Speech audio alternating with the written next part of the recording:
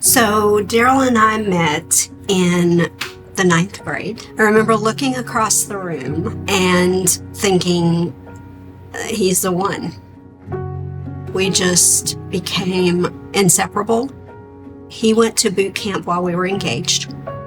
He flew home. We got married on Palm Sunday. And on Monday morning, we flew to California and started our new life. When we got married, we were forced into this situation where we had to live almost independent lives. When I'm away, she would be mom, dad, teacher, she was everything to our children. Typically, when couples grow together in their marriage, we grew apart. So we were right about our 25th wedding anniversary. Darrell had been retired from the Navy for about 5 years. He was working in corporate America. He's chasing a different corporate ladder. And we had the house and the kids and no picket fence, but we had the life. And I just found myself in a quiet moment in the house. And I just dropped to my knees and I just said, Lord, is this really all there is?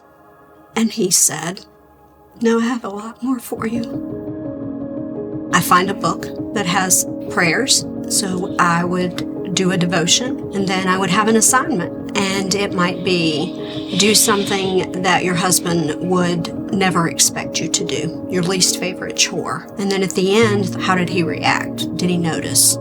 In my mind, this book is going to help me fix my husband. And about day 20, the Lord reveals to me that it's not about him. And I came out understanding that it was my heart that I had to fix. We're at this point where we're hunting for a church, and we step in the doors of a church at the beach. And what I witnessed, and I remember it very vividly, as I walk in that church, and people had their arms raised in praise, and they were in worship. I didn't know what that was like. All I knew is I wanted to know what that felt like. We had been going to church for a few months. I love the worship song, but I'm still just missing something, and I just have this urge to want to know more and to be fed more and to understand how people are lost in this worship. And so I really feel a nudging to go to the altar. So I go to the altar and I say, okay, God, I'm going to be 120% in. I'm going to join a disciple group. I'm going to go on a mission trip. I'm going to take a class on financial stewardship, and I'm going to serve. I'm in 120%.